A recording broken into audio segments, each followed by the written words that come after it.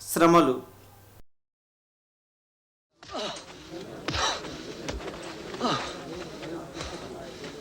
నిన్ను కొట్టింది ఎవరు కనుక్కో చూద్దాం. తర్వాత ఎవరు కొట్టిద్దరో ప్రవచించు. ఆపండి, నేను చెప్తున్నాను. అతని సభ ముందుకు తీసుకురండి. నడు.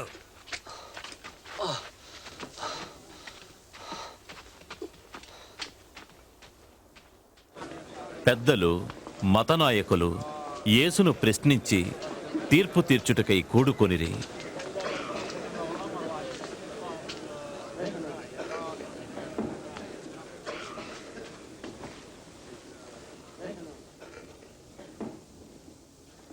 తెలియజే, నీవేనా మెస్సయ్యా? నేను చెబితే మీరు నన్ను నమ్మరు. నేనొక ప్రశ్న వేస్తే నాకు సమాధానం చెప్పరు.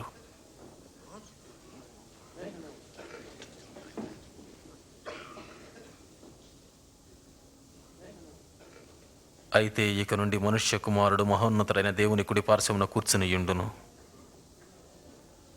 అయితే నీవు దేవుని కుమారుడవా? మీరన్నట్టు నేనే.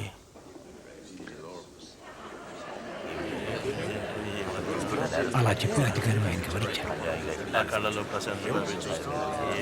దోషి. ఆయన చెప్తుండగా మా చెవులారా స్వయంగా విన్నాం.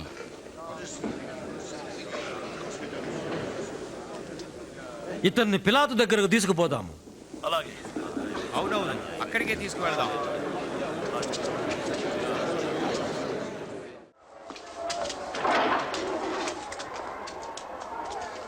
పద.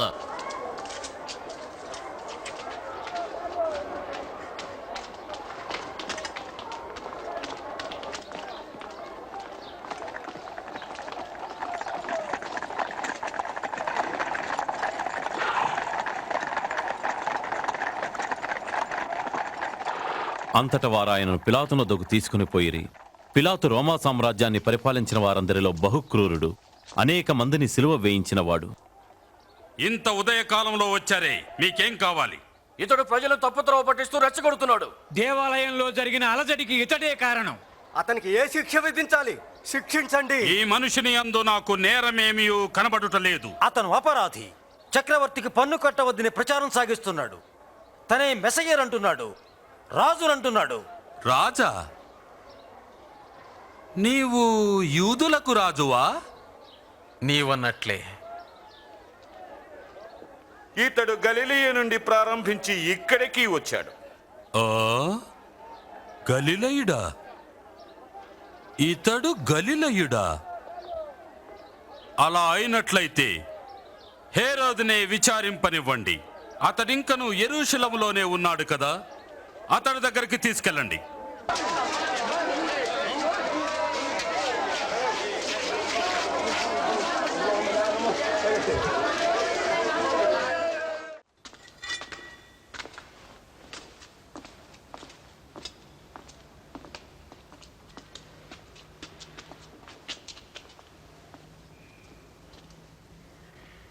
నీవెవరవని చెప్పుకుంటున్నావు?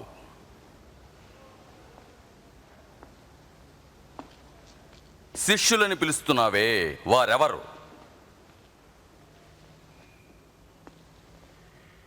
నీవేవేవో అద్భుతాలు చేస్తావని అనేక మంది చెప్తున్నారు.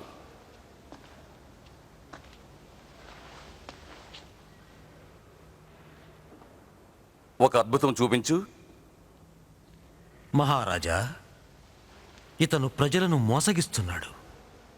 తానే రాజునని చెప్పుకుంటున్నాడు. ఇతనా రాజా?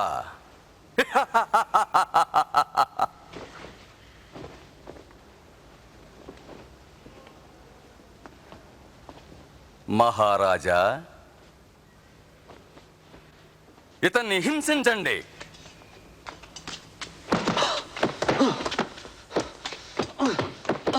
పిలాతు వద్దకే తీసుకువెళ్ళండి, ఆయనే విచారించాలి.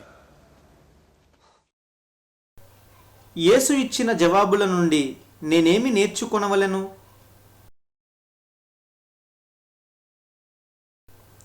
భ్రష్టమైన విషయములలో చిక్కుకున్నప్పుడు నేనెవరి యందు విశ్వాసం ఉంచాలి? నా జీవిత విధానాన్ని బెదిరించినప్పుడు నేను ఏమి చేయాలి?